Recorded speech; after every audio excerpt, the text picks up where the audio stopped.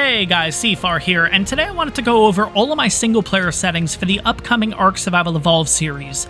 I wanted to show these off to you guys in case you had any questions, and also you might actually like these settings and want to try them out for yourselves. But without further ado, let's get into it. So we're going to first jump into Host Local, and I do want to mention that if you're not familiar with my channel, I do play on the Xbox Series X, so I will not be going over mods or anything like that because, to be honest, not really too familiar with that kind of stuff. But getting into it, going to start out with difficulty level here. I jump it up to 1.0, and that's one of the things that you need to do to get your dinos to spawn at level 150 on the maps, and we'll talk about that a little bit further down. But dino damage, player damage, structure damage, player resistance, dino resistance, and structure resistance are all default at 1.0. Now, if you guys have watched previous series of mine, XP multiplier does get staggered a bit, and how I like to do it is from levels 1 to level 25, I like to be running at 0.25 XP. Once we hit level 25, we'll change that over to 0.5 XP, and we'll run that till level 50. Once we hit level 50 to level 75, we'll be running at 0.75 XP, and once we hit level 75, we'll go to 1.0, which will be official XP. Now, obviously with this series, I do plan on defeating all the maps and completing the entire ARK. So once we do defeat the island, once our character gets up to like level 115, 120, what have you, there is a chance that we thread the needle and move it a little bit more past 1.0, but we're not going to go over that too much right now because I don't know how much I'm going to scale it in the future. Now, talking about taming speed, because I'm on single player, I like to kind of balance this where I don't want to be sitting for 3-4 hours taming something. So in between 3 and 5 taming speed is a pretty good idea. I just wanted to put it at 5.0 essentially. So moving on to the next one. Structure damage repair cooldown. Traditionally, this is at 180 seconds, which is 3 minutes. Again, because I'm on single player, I'm not fighting against other people, it's not PvP or anything. I dropped this down to 30 seconds just to make it a little bit quicker on my end. Dino turret damage is at 1.0. Dino harvesting damage is actually 3.2, which I've changed over to 3. No reason for it, I just like to have a solid number. As you guys can see, everything's kind of solid so far, obviously except for the 0.25, but 3.2, change it to 3.0. That's really the only difference there. Now, harvest amount, water drain, food drain, dino food drain, stamina drain, all this is default 1.0, including the dino count at the bottom. Now, moving on to the toggles down here, we have allow third-person camera. That's already enabled, so I basically just had that. This one traditionally is already marked as default. I don't know why, so I took it off. Enable crosshair, yes, I do like to have the crosshair and everything. Some people don't. Some people think it kind of takes away from the immersion. It's up to you. Me, personally, I like to have the crosshair.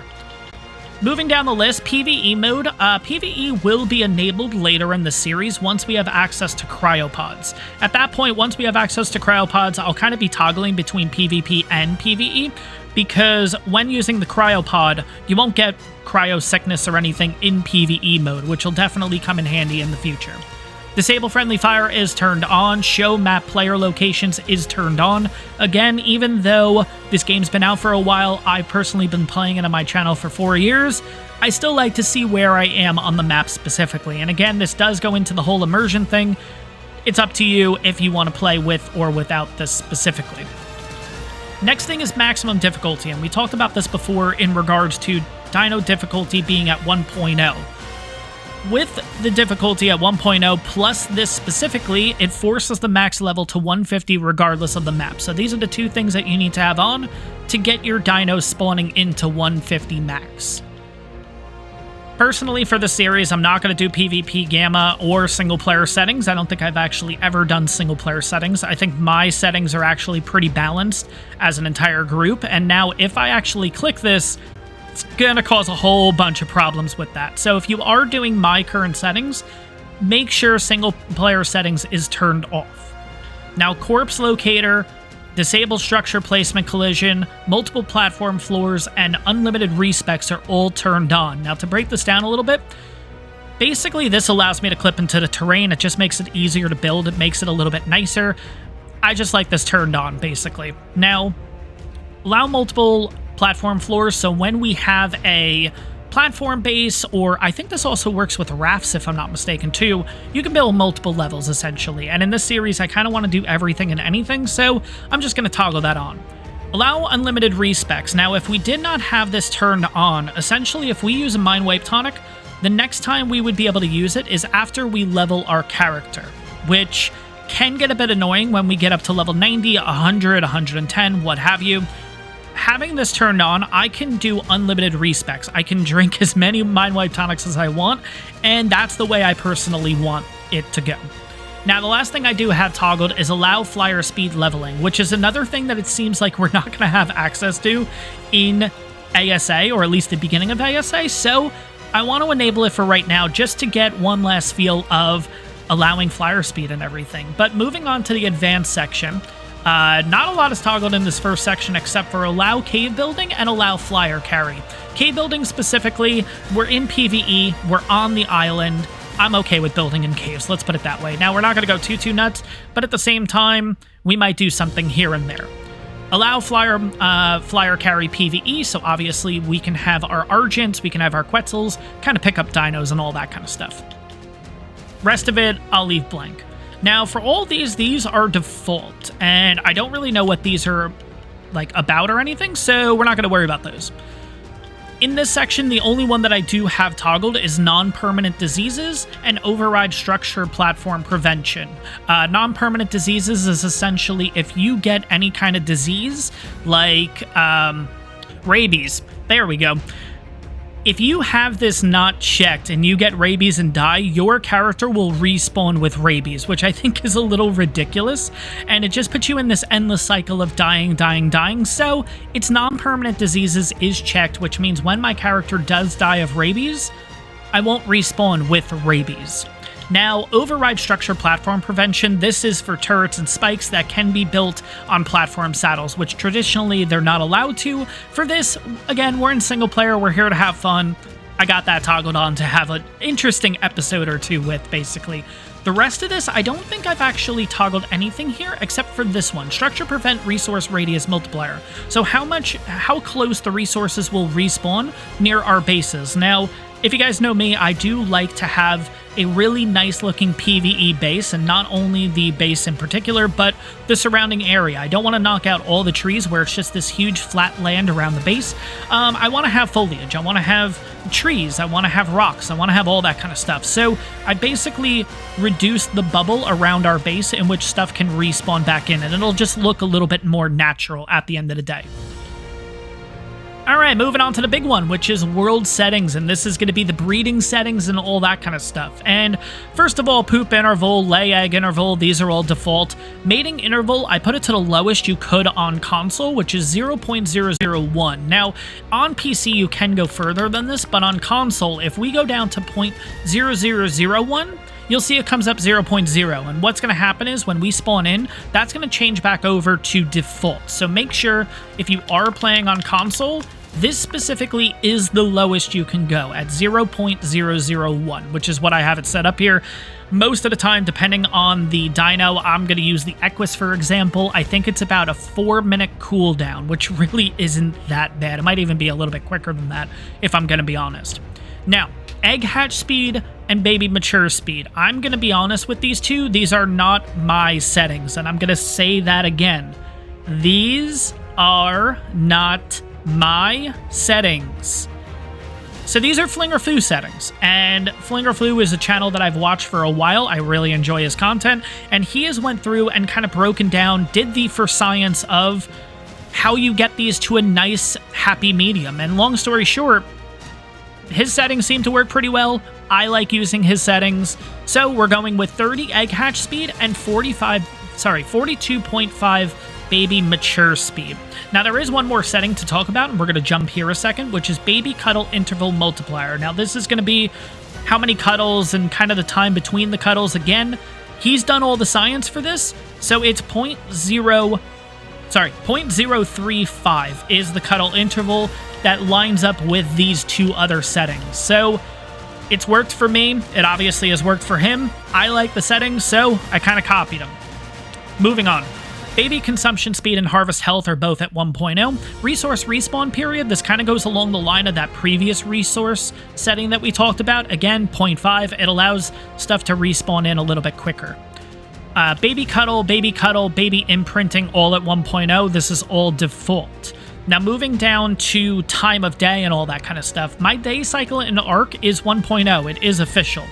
It's the daytime speed that I've incredibly slowed down. So, long story short, at 0.229, you roughly have 3 hours of daylight. So, I like to do that when recording because it is tougher, especially with how YouTube renders a video and everything. It makes night just really bad to record in, let's put it that way. So, bulk of my videos mostly are recorded during the day, so you guys get to see how nice it looks and everything like that, ultimately. So 0.229, like I said, about 3 hours of daytime you get here.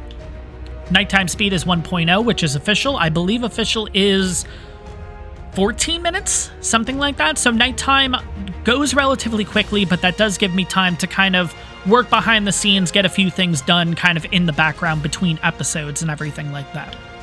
Now, it's spoil time, item decomposition time, and corpse decomposition time. Spoil time is 2.5, item decomposition is 2.5, corpse decomposition is 2.0. Now, to give you an idea of kind of what time you're looking at here, spoil time for, like, spoil meat and stuff like that, or meat, rather, into spoil meat, I think it's like 10 minutes, somewhere around there, so it's actually a pretty balanced setting.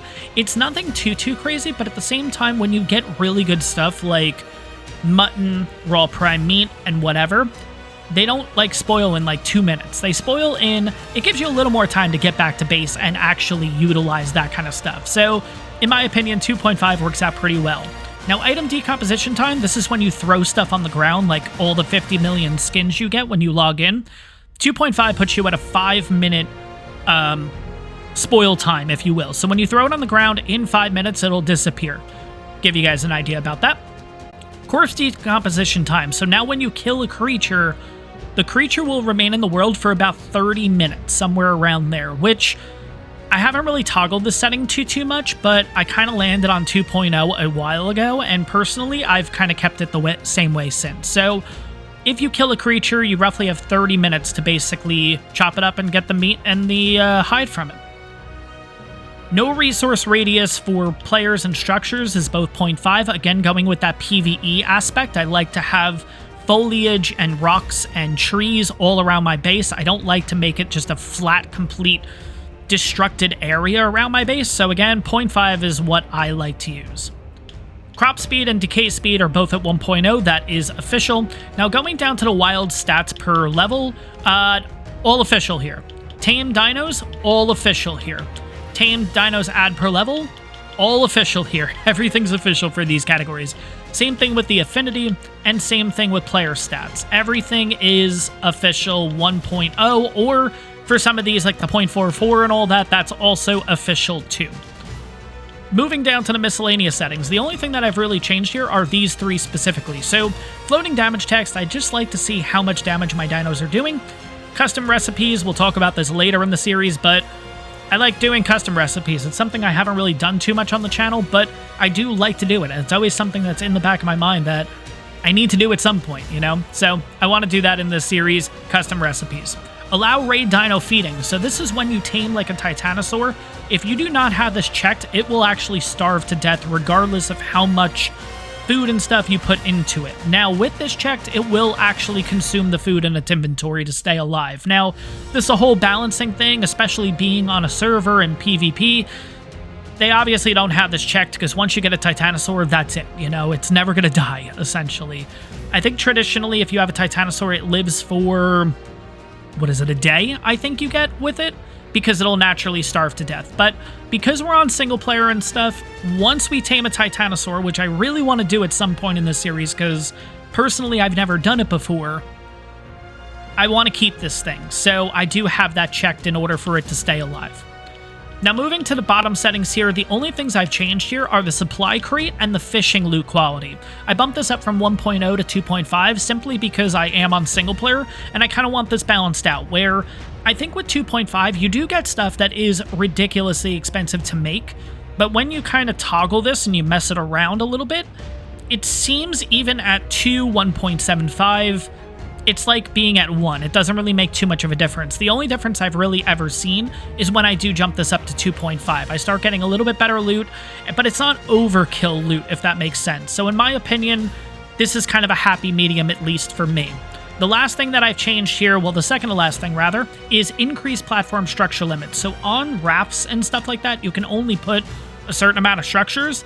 This increases that amount by 5 times, which is very, very excessive, but I don't want to have any limitations if I do want to do a raft build or a raft taming build or, you know what I mean, like a taming trap build on a raft, like stuff like that. I don't want to have any limitations, so I increase this 5 times.